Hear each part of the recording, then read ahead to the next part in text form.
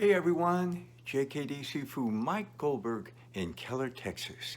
First off, let me tell you that I am not a Kali instructor, but I did have the extreme privilege of studying under Grand Tuhon Supremo Gaje himself in the 1980s.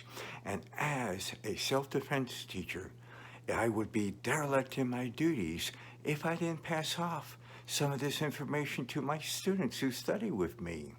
Speaking of which, if you like what I'm teaching you, which is sort of something new to look at, a perspective looking at Sinawali, which means interwoven pattern, you can give me a like or a dislike, I don't care, as long as you learn something, that's what's important. Share it with all your friends too. All right, well, let me see.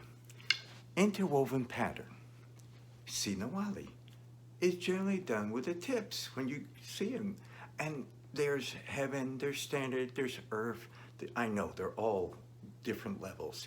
1, 2, 3, 4, 5, 6. All right, that's just a basic interwoven pattern. However, did you ever consider using the butt or the punyo when you do interwoven pattern? Because being a Pekiti Tirsia practitioner, we like using the ice pick attack instead of a fencer's grip. So look, 1, 2, 3, 4, 5, 6. Notice I used the butt of the stick. Well, it's just something to think about, and that's what we do in JKD. We think about things, we look at things, we change them, and see if it's for you or not.